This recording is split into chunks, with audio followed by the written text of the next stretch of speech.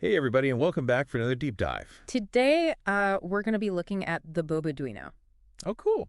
Yeah, it seems like a really interesting microcontroller development board. And we've got the website pulled up. We've got some documentation, And we're going to be talking about, what makes this board unique. how to get started, Oh. and maybe some things to watch out for. Some pitfalls. Okay, yeah. So, without further ado, why don't we just jump right in?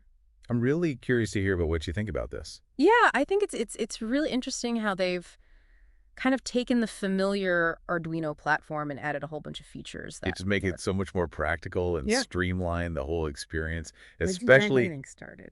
yeah. Yeah. So before we get into all the bells and whistles, let's just start with the basics. What is a Boboduino? Sure. So at its core, it is a microcontroller development board. You can kind of think of it like an Arduino Uno R3, Okay. but it's got a bunch of extra features on it that just... Make it ready for a wider range of projects. So it's kind of like Arduino, Yeah. but like souped up. Enhanced. Exactly. Yeah. Souped up is a good way to put it. Yeah. What are some of those enhancements? So some of the really cool ones that I think stand out. Or they've got USB-C connectivity, which is really nice. Built-in battery charging. Oh, wow. And a switch that lets you toggle between 5 volts and 3.3 volts. These might seem like little things, but they make a huge... Impact in terms of usability. That's really clever. Like, being able to just... Power your projects on the go. opens up a ton of possibilities. Yeah, absolutely. But USB-C, why is that? Such a big deal, I guess, isn't it? A different type of connector? Well, it's more than just the connector. I mean, the USB-C allows for... Much faster data transfer speeds. Compared to like the older micro USB ports you find on traditional Arduinos. And also, these days, it seems like everything is going to USB-C. Yeah. So you probably already have the cables lying around. From your phone or your laptop. That's true, yeah. So it just integrates. Much more seamlessly with your existing tech setup. Yeah. No more digging through that drawer of... Random cables. Exactly. And what about that voltage switch? 5 volts, 3.3 volts. Why would I ever need to switch? So that has to do with the different components? That you're going to be using in your projects. Some Okay. sensors and displays and modules. They require 3.3 volts. Some of them work at 5 volts. Having that switch just means that you can... Very easily adapt to those varying requirements without, risk of damaging your components. Beginner friendly, but also this is the flexibility. advanced projects as well. Yeah.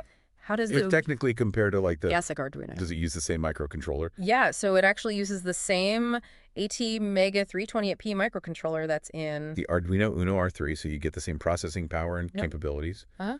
But there are a couple of subtle differences. Under the hood. Like, for example, the Boboduino uses a CH340G USB chip for communication. You might need to install a specific driver for that, depending. On your operating system, but it's a pretty quick and straightforward process. Is it compatible? With the Arduino programming environment, but uses a different chip for USB communications. Got it. You also mentioned something called a mini core. Oh, yeah. What is that? How does that come into play? So the mini core it's an alternative core for the Arduino IDE. Okay. It's specifically designed for the Boboduino, and it unlocks... Some extended functionality that you wouldn't get. with just the standard Arduino core. Like what kind of stuff? So, for example, it gives you more control. Over the Boboduino's power management. And you get access to some additional input and output pins. It's a way to kind of really expand your capabilities with the board. That sounds pretty advanced. But for someone just starting out... Is it necessary to like delve into that right away? Or can I just stick with like the standard Arduino IDE for now? You can definitely stick with the standard Arduino IDE. Okay. It's perfectly fine for beginners. It's got everything you need to get started. Programming and controlling the Boboduino. The mini core is more of like a nice to have. If you really want to dive into those more advanced capabilities. All right, so I can jump right in. Without having to learn a whole new programming language or anything. Okay. But let's be real. Getting started with electronics can be kind of intimidating. Oh, yeah. What's the setup process like? What are the first steps I need to take? So it's actually pretty straightforward. There's like 3 main steps. Okay. First, you need to download and install the Arduino IDE. That's the software you use for programming the Arduino boards. Then you'll need to install the correct USB driver. For that CH340G chip we were talking about. And finally, you just need to tell the Arduino IDE. About the Boboduino board. Okay. So that it knows how to communicate with it. It sounds a little technical, but they actually have a really helpful... cheat sheet on their website that walks you through each step of the process. Yeah. A cheat sheet. I like it. Yeah. But even with a cheat sheet, I'm sure there are some common stumbling blocks, especially for someone brand new to this world. What are some things to watch out for? Definitely. So one of the most common issues, and this trips up a lot of beginners, is forgetting to install that CH340G USB driver. Okay. Without that, your computer's just not going to be able to see the Boboduino. So that's crucial. Yeah, it's essential. Any other gotchas? Yeah, so another common one is the dreaded board not detected error. Okay. This usually happens if the USB cable isn't properly connected. Or if you're using a cable that's meant for charging only. And not data transfer. Oh. So always a good idea to double check. Those things first. Also make sure that little black switch on the Boboduino. It's flipped to the side closest to the USB port. Okay. That switch controls. The power source for the board. So the cable, the switch. Anything else? Sometimes even if everything seems to be in order, just a simple restart of your computer can resolve those board not detected issues. And if you do run into any other problems, don't be afraid to turn to the internet. Google is your friend. ChatGPT is your friend. They can often help you decipher those cryptic error messages and figure out what's going on. Tech support at your fingertips. Exactly. Okay, so we've covered what the Boboduino is. How it differs from the traditional Arduino. Initial setup process. Now I want to dive into one of the most exciting features. The built-in battery charging. Yeah. This seems like a total game changer. For creating portable projects. It is. Can you walk me through how it works? Absolutely. It really is. Yeah, it opens up a whole world of possibilities for taking your project beyond the confines of your desk. Yeah, that's what I'm talking about. No more being tethered to a power outlet. But how does it actually work? Can I just plug in any battery? And expect it to charge? Not quite. So the Boboduino is designed to work with lithium-ion batteries. Those are like the most common type of rechargeable batteries that you see in phones and laptops and all sorts of portable electronics. But there's a catch. For safety reasons. It's really important to use lithium-ion batteries that have built-in protection circuits. Why are those important? So lithium-ion batteries, they can be a little bit temperamental. If they get overcharged or over-discharged, they can become unstable and even dangerous. The protection circuits, they're like little guardians. They basically monitor the battery's voltage and current to make sure that nothing bad happens. They keep the battery within a safe operating range. So it protects both the battery itself and your project. That makes sense. So I need to make sure I'm using lithium-ion batteries. With those protection circuits? Yep. Any recommendations on where to find those? Yeah, so reputable electronics suppliers. Like SparkFun or Adafruit? Okay. They offer a wide selection of lithium-ion batteries that are specifically designed. So hobbyist projects. And they'll clearly state whether or not the battery include those protection circuits. Also look for batteries that have certifications like UL or CE. Those indicate that they've met certain safety standards. Safety first. Yeah. Now I've heard about this thing called charging rates. Like C values when it comes to batteries. Can you explain what that's all about? Sure. So the C rating, it's basically a way to describe how fast you're filling up the battery. Relative to its capacity. Like think of it as if the battery is a bucket of water. And the charging current is like the flow rate of a hose. Okay. A higher C rating means you're filling up the bucket faster. But you also want to be careful. Because if you try to fill it up too quickly, it could overflow. Right. The Boboduino, by default, it charges at a rate of 80 milliamps. Which is a safe and gentle rate. For most batteries and projects. Slow and steady wins the race. Exactly. But what if I'm in a hurry? What if I need a faster charge? Can I adjust that? You can, but it's not as simple as just like flipping a switch. The Boboduino has what's called a solder jumper on the back. And that allows you to change the charging current to 500 milliamps. Or even 1,000 milliamps. But keep in mind that increasing the charging current, it's going to generate more heat. And that can stress the battery. And potentially shorten its lifespan. So it's a trade-off between speed and battery longevity. Yep. I think I'll stick with the default setting for now. Probably a good idea. How do I know when the battery's fully charged? Is there like an indicator light? It doesn't have a dedicated indicator light. But you can actually get a little creative. And monitor the battery voltage? Using the Boboduino's analog input pins.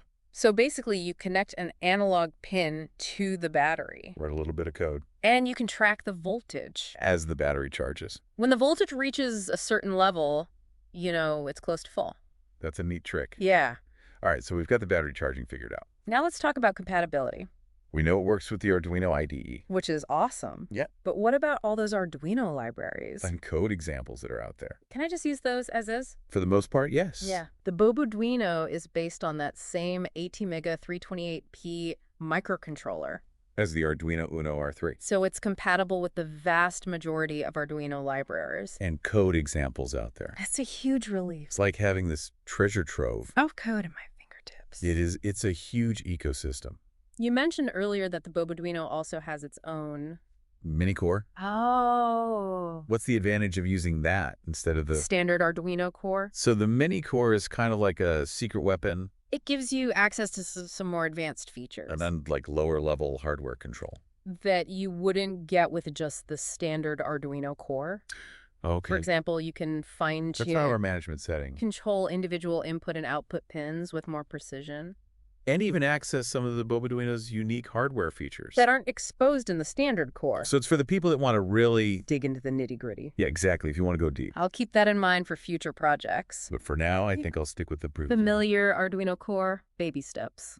Makes sense. Let's talk about price. How does this compare to other development boards out there? Especially the Arduino Uno R3. Is this a budget-friendly option? So it is a budget-friendly option. Yeah, I'd say it's pretty reasonable. Especially when you consider all those extra features you get. Compared to the Arduino Uno R3? It might be a little bit more expensive. But for that extra convenience. Of USB-C, the battery charging, the voltage switching. I think it's worth it. Okay, yeah, that makes sense. It sounds like a really good choice. For beginners, especially. Who just want to have like a smooth and hassle-free experience. Exactly. But what about for people who maybe you're already familiar with Arduino? They're looking for something a bit more powerful. How does the Boboduino stack up against like the newer Arduino Uno R4? Oh, the Uno R4, that's a beast. It's got a 32-bit microcontroller, some really impressive specs. But of course that also comes with a higher price tag. The Boboduino, while it's not as powerful in terms of raw processing power, it's still more than capable of handling most hobbyist projects, especially those geared towards learning and experimentation. And I think it offers that extra layer of convenience and portability. With the battery features and that integrated voltage switching. So the right tool for the job. Exactly. Yeah. Are there any downsides to the Boboduino? That's a good question. One thing to keep in mind is that the Boboduino's ATmega 328P microcontroller. That's an 8-bit chip. So it's not as powerful as some of the newer 32-bit microcontrollers out there. Like the one in that Uno R4. However, for most hobbyist projects, learning applications and even many real-world scenarios, that 8-bit architecture is perfectly sufficient. So it's not a supercomputer. No. But it gets the job done. It does the job. Any other considerations? Yeah. So while the Boboduino has that built-in battery charging, it's not really designed for high-power applications. Okay. It's best suited for projects that operate at lower currents and voltages. So think of it as a platform for creative and innovative projects. But maybe not for powering heavy machinery. Right. No powering a Tesla with a Boboduino. But it sounds like a really great option. For all sorts of exciting and inventive projects. It is, yeah. Okay, so we've covered a lot of ground here.